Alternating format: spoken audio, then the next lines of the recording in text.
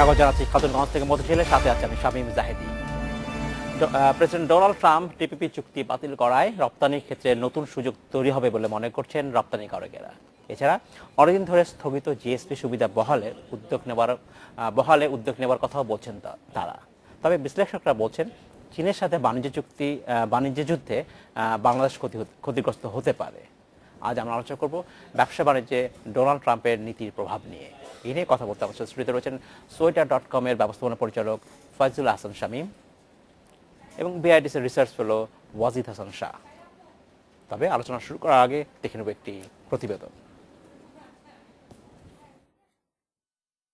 Vietnam, Australia সহ Asia ও প্রশান্ত মহাসাগরীয় অঞ্চলের ১২ দেশের সাথে গেল বছর টিপিপি চুক্তি সই করে যুক্তরাষ্ট্র।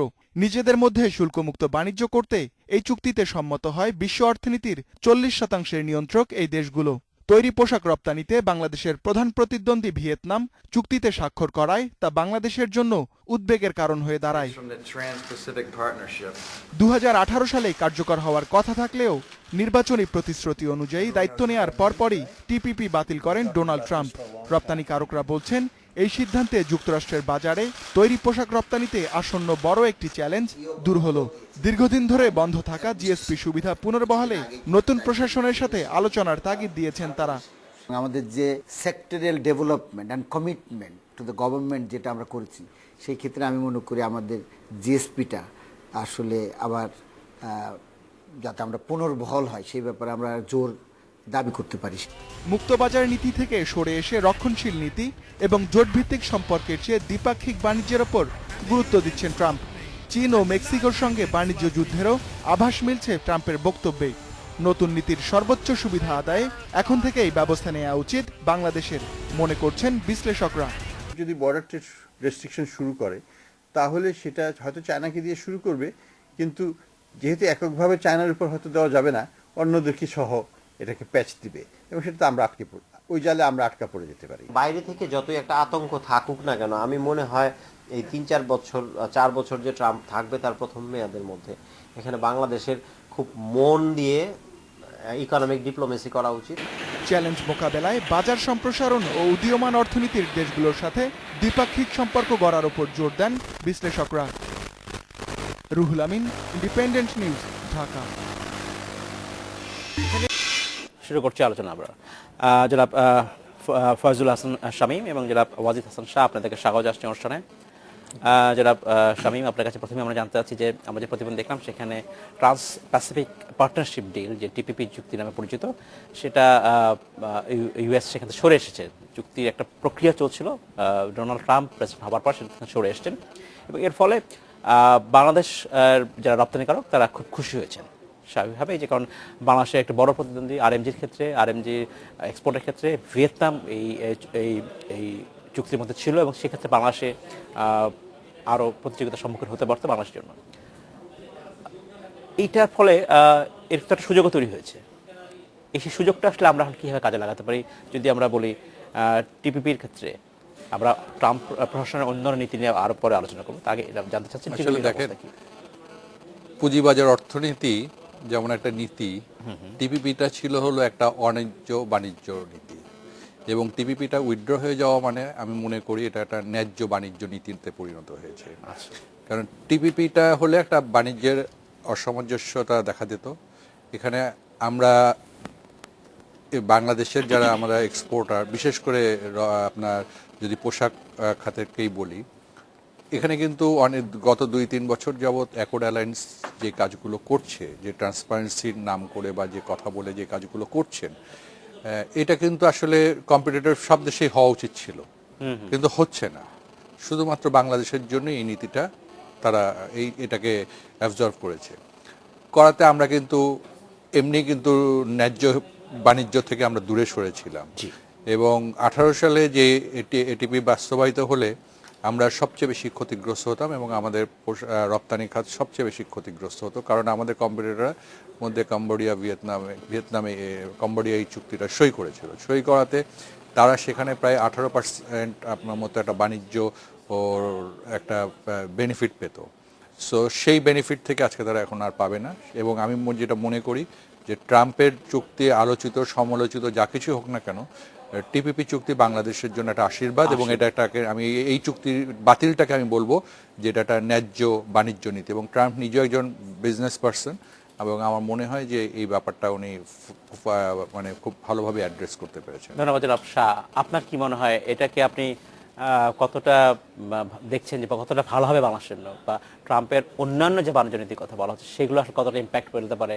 যেমন বলা হচ্ছে যে চীনের প্রোডাক্টের উপর এবং মেক্সিকোর প্রোডাক্টের উপর তারা বাড়তি লেভি দিবে বা যে কোনো ফরেন প্রোডাক্টের উপর তারা বাড়তি লেভি দিতে চায়, সেক্ষেত্রেও কি বাংলাদেশ আসলে আবার ক্ষতিগ্রস্ত হতে পারে কিনা? চীনের উপরে যদি বাড়তি লেভি দেওয়া হয়, ট্যারিফ বাড়িয়ে দেয়, চীন যেহেতু number 1 garment exporter in the world, Bangladesh is number 2, আমাদের কিছু সুবিধা পাওয়ার সম্ভাবনা আছে। এখন হওয়ার আগে বলাটা খুব রিস্কি। আমার খেয়াল আছে যখন WTO শুরু হবে, গ্যাট রাউন্ড যখন GATT would give way to WTO, তখন কিন্তু বলা হচ্ছিল agreement on textiles and clothing যখন ফেজ আউট হচ্ছে, অনেকে বলেছিল বাংলাদেশের গার্মেন্ট শিল্পের কি হবে। আমরা খুবই ভালো করেছি, now we're number 2 in the world. আগে থেকে বলাটা খুব difficult till we know all the details, এটা প্রথমেই বলতে হবে। আপাত দৃষ্টিতে যেটা মনে হচ্ছিল যে টিপিপি হলে ভিয়েতনাম, ক্যাম্বোডিয়ার মতো দেশ যদি সুবিধা পেত, আমাদের ক্ষতি হওয়ার সম্ভাবনাটা ছিল। এবং আমরা যেহেতু আমরা শুল্কমুক্ত সুবিধা পাই না ইউএসএ তে, অনেকবার চেষ্টা করা হয়েছে এবং কন্টিনিউয়াসলি চেষ্টা করা হচ্ছে কিন্তু বারবারই আসলে হচ্ছে। হ্যাঁ, ইনফ্যাক্ট আমরা জিএসপি হারিয়ে ফেললাম মাঝখান থেকে এবং সেটাও আমরা কিন্তু এখন পর্যন্ত পুনরুদ্ধার করতে পারিনি। বাস্তবতা যেটা যে it is country wise, আমরা যদি ইউ ধরি, you would be our largest business partner, but individual country wise US is our largest export destination. So it is a very important market for us. আমাদের economic diplomacy টা প্রচন্ড রকম important. দরকার হলে lobbyist নিয়োগ করা হোক, করা হয়েছে, বিজিএমএ করেওছে, কিন্তু তারপরও আমরা কিন্তু পারিনি। এই জিনিসটা আমাদের জন্য খুব ইম্পর্টেন্ট। জিএসপি সুবিধা আমরা এখনো আদায় করতে পারছি না এবং বলা হচ্ছে যে গভর্নমেন্ট দিক থেকে প্রায় বলা হয়, মন্ত্রীরা প্রায় বলছে যে এটা অনেকটা রাজনৈতিক সমস্যার কথা বলছেন, বা কিন্তু আবার যারা বিশ্লেষক তারা বলছেন যে এটা আসলে যেটাই হোক আমাদেরকে আসলে আমাদের ব্যবসায়িক স্ট্যান্ডার্ড বাড়াতে হবে বা যে চাহিদা তারা বলছে সেটা আমাদের করতে হবে। সেটা কি আসলে সম্ভব হবে? আপনার কি মনে হয়? অ্যাকচুয়ালি তো বিশ্লেষণ, অনেক রকম বিশ্লেষণ হবে। হ্যাঁ, আমি নিজে ব্যক্তিগতভাবে মনে করি যে এটা একটা রাজনৈতিক ইস্যু ছিল, রাজনৈতিক ইস্যু, এবং এই ইস্যুটা ট্রাম্প সরকার আসাতে এই ইস্যুটা আমার মনে হয় যে খুব নিবিড় কূটনীতি যদি এখানে চলে, আমরা জিএসপিটা ফেরত পাবো। কারণ জিএসপিতে দেখা গিয়েছে যে জিএসপির প্রথম যে সমস্ত আপনার ওবামা সরকার যে সমস্ত শর্তগুলো, প্রাথমিক শর্তগুলো দিয়েছিল, এগুলোর 99% ফুলফিল হওয়ার পরে আমরা জিএসপি পাইনি। নতুন করে আমরা একবার করে শেষ করি, আমাদের কাছে নতুন করে শর্ত আছে, তাতে এটা সুস্পষ্ট যে এটা একটা রাজনৈতিক সিদ্ধান্ত ছিল। এবং আমার মনে হয় যে ট্রাম্প সরকার আসার পরপরই বাংলাদেশ সরকারের কূটনীতি, বিশেষ করে প্রাইম মিনিস্টার তাকে সাথে সাথে যেইভাবে কংগ্রাচুলেট করে, তাকে অভিনন্দন করে যেভাবে করেছে, তার মানে কি তাকে জানান দিয়েছে যে বাংলাদেশ একটা উদীয়মান, একটা অর্থনৈতিক উদীয়মান একটা কান্ট্রি। সো আমার মনে হয় যে এটা খুব একটা গুড সাইন আমাদের দেশের জন্য, এবং ট্রাম্পের কাছ থেকে আমরা যদি নিবিড় কূটনীতি করতে পারি, আমি ভাইয়ের সাথে একমত যে জিএসপিটা আমাদের এখন পাওয়াটা সময়ের ব্যাপার মাত্র। খুব অল্প সময়ের মধ্যে জন্য হলো ট্রাম্প এই মুহূর্তে পুরো পৃথিবী বলা হচ্ছে ওলটপালট হয়ে আছে। তার অভিবাসন নীতি, তার ব্যবসা নীতি, তার পররাষ্ট্র নীতিতেই ব্যাপক পরিবর্তন আসবে এবং এর ফলে স্বাভাবিকভাবেই বিশ্বের সাথে ইউএসএ ব্যবসা বাণিজ্যের এক সম্পর্ক, সব নতুন ধরনের সম্পর্ক হতে থাকবে। এক ধরনের ক্রাইসিস, নতুন সিচুয়েশন, সেখান থেকে আসলে কি অপরচুনিটি নিতে পারি, কি সুবিধা নিতে পারি, সেক্ষেত্রে কি ধরনের ডিপ্লোমেসি আসলে করা উচিত আমাদের? আমি যেটা একটু আগেও বললাম, ইকোনমিক ডিপ্লোমেসিটাই আমাদের পারসিউ করতে হবে। আমাদের পলিটিক্যাল ইন্টারেস্ট এখানে ওরকম তো কিছু থাকার কথা না। ইকোনমিক ডিপ্লোমেসিটা যদি আমরা পারসিউ করতে পারি, we can enlarge our exports to this market. এবং আমি মনে করি অনেক ধরনের কথাই হয়তো নেগেটিভ ধরনের কথা আসছে, কিন্তু হিলারি ক্যাম্পেইন কিন্তু ট্রাম্পের বিরুদ্ধে যে অ্যাডগুলি করেছিল, সেখানে কিন্তু বাংলাদেশের নামটা আসছিল, যে ট্রাম্পের পোশাক, তারপরে এই যে মেক আমেরিকা গ্রেট এগেইন যে টুপিগুলো, ভিয়েতনাম এবং বাংলাদেশ দুইটা দেশেরই নাম আসছিল। We should take advantage of that. এবং আমার মনে হয় আমাদের ভয় না পেয়ে আমরা চ্যালেঞ্জটাকে পজিটিভলি নেই। He is a businessman, we are there to do business.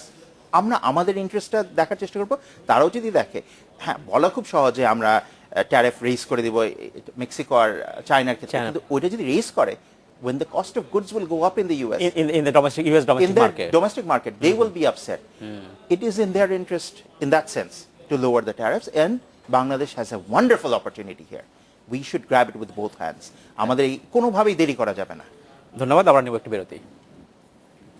আমরা নিচ্ছি একটি বিরতি, আমাদের সাথেই থাকবেন, ফিরছি শীঘ্রই। স্বাগত জানাচ্ছি খাতুনগঞ্জ থেকে বলছিল আরেকবার। আমরা আলোচনা করছি মার্কিন যুক্তরাষ্ট্রের নতুন প্রশাসনের নীতিতে ব্যবসা বাণিজ্যের প্রভাব নিয়ে। এ নিয়ে কথা বলতে আমার সাথে স্টুডিওতে রয়েছেন সোয়েটার.com এর ব্যবস্থাপনা পরিচালক ফয়জুল হাসান শামীম এবং BIDS research fellow Wajid Hasan Shah.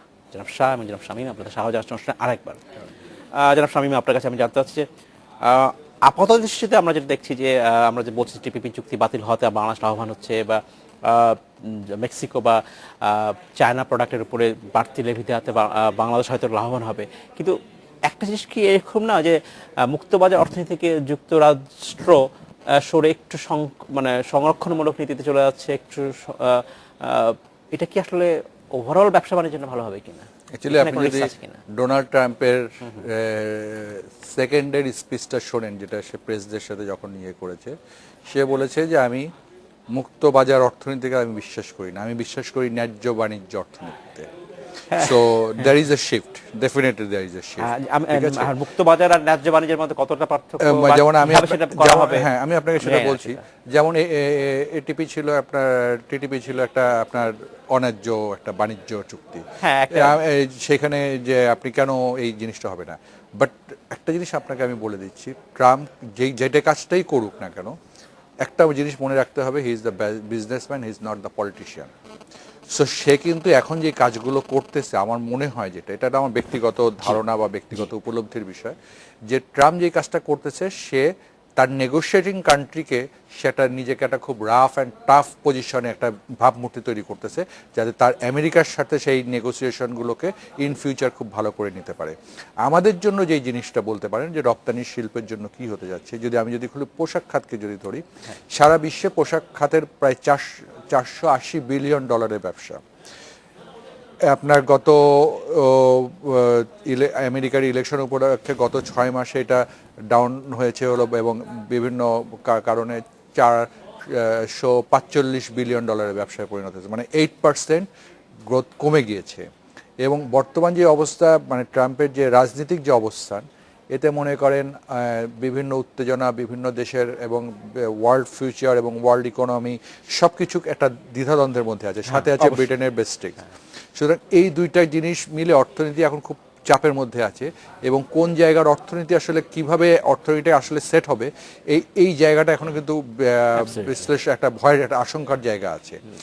চায়নাতে আপনি ট্যারিফ বসুক বা যেটাই করতে চাক, বা আপনি মেক্সিকোতে যেটাই করতে চাক, হোয়াট এভার দ্য ডিসিশন, যদি বাংলাদেশ যদি অর্থনৈতিক ডিপ্লোমেসি ঠিক করতে চায়, আমরা লাভবান হব, কিন্তু এই লাভবান হওয়ার মতো সাস্টেনেবল করার যে টাইম পিরিয়ড, সেই টাইম পিরিয়ড পর্যন্ত আমরা সাস্টেন করতে পারবো কিনা, that is the big question. ধন্যবাদ। জনাব শাহ, আপনার কাছে আমি জানতে চাচ্ছি যে এই যে রক্ষণশীল নীতির কথা আমি যেটা বলছি, কতটা ঝুঁকি আপনি দেখছেন এর মধ্যে?